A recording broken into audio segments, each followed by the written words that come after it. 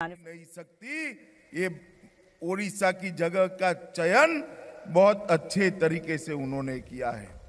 मित्रों, जब महाप्रभु जगन्नाथ उन्होंने नील माधव का स्वरूप लिया, तब विश्वा बसु के आदिवासी राजा ने ही महाप्रभु जगन्नाथ की सेवा कर कर पूजन अर्चन करने की शुरुआत की। महाप्रभु जगन्नाथ गरीबों का देवता है, पूरे जग का देवता है, और ओडिशा से लेकर गुजरात तक महाप्रभु के आशीर्वाद के लिए करोड़ों करोड़ों लोग लालायित रहते हैं। इस भूमि पर ये आदिवासी सम्मेलन कर कर आप सबको भी महाप्रभु के दर्शन करने का उन्होंने एक मौका दिया है। मित्रों, ये जो पावन भूमि है, ये ओडिशा की भूमि पर बसी हुई, और आज यहां देश भर से जनजाति समाज के भाई बहन आए हुए।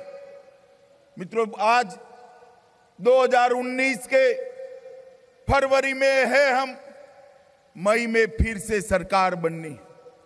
देश की जनता को ये फैसला करना है कि अगले 5 साल के लिए इस देश का शासन किस व्यक्ति के पास होगा, किस पार्टी के पास होगा। और मित्रों, जहां तक अनुसूचित जनजाति का सवाल है, भारतीय जनता पार्टी के पास देश में सबसे ज्यादा सांसद 32 सांसद अनुसूचित जनजाति के भारतीय जनता पार्टी के पास।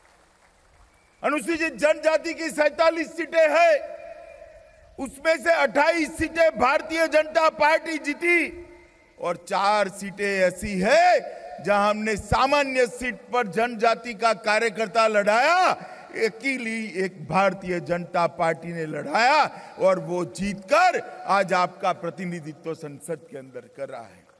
राज्यसभा के अंदर भी कोई आरक्षण नहीं होता, वहां पर भी 4 अनुसूचित जनजाति के सदस्य बनाने का काम ये भारतीय जनता पार्टी की सरकार ने किया। अनुसूचित जनजाति का सम्मान कर कर 5 मंत्री बनाए। अरुणाचल और आसाम जैसे 2 बड़े राज्यों के अंदर ट्राइबल को मुख्यमंत्री बनाने का काम ये भारतीय जनता पार्टी ने किया है। हमारे वरिष्ठ नेता, ओडिशा के ही वरिष्ठ नेता जुएल भाई यहां पर बैठे हैं। वो आदिवासी कल्याण का काम देखते हैं, ये मंत्रालय को देखते हैं, और 24 घंटा मोदी जी का साथ लेकर पूरे देश के आदिवासियों के कल्याण की चिंता करने का काम जुएल भाई करते हैं, जो हमारे ओडिशा के नेता हैं। मगर जुएल भाई ये अनुसूचित जनजाति डिपार्टमेंट संभाल रहे हैं, वो बनाया किसने बनाया भाइयों? 70 साल तक भारतीय जनता पार्टी की ये पूरी पहली बहुमत की सरकार आई है। इसके पहले अटल जी की सरकार आई थी। सालों तक शासन करने वाली कांग्रेस पार्टी, उसने अनुसूचित जनजाति की इतनी बड़ी जनता के लिए मंत्रालय नहीं बनाया था। ये मंत्रालय बनाने का काम भारतीय जनता पार्टी के नेता अटल बिहारी वाजपेयी ने किया। मित्रों, देश में जहां पर भी मैं जाता हूं, वहां कहता हूं कि केंद्र में नरेंद्र मोदी जी की सरकार बनाई। मगर मैं ओडिशा में आता हूं, तब 2 विनंती ओडिशा की जनता को करने आता हूं। केंद्र में तो नरेंद्र मोदी की सरकार चाहिए ही चाहिए, उत्कल जनता के आशीर्वाद से चाहिए, अनुसूचित जनजाति के मतदाताओं के आशीर्वाद से चाहिए।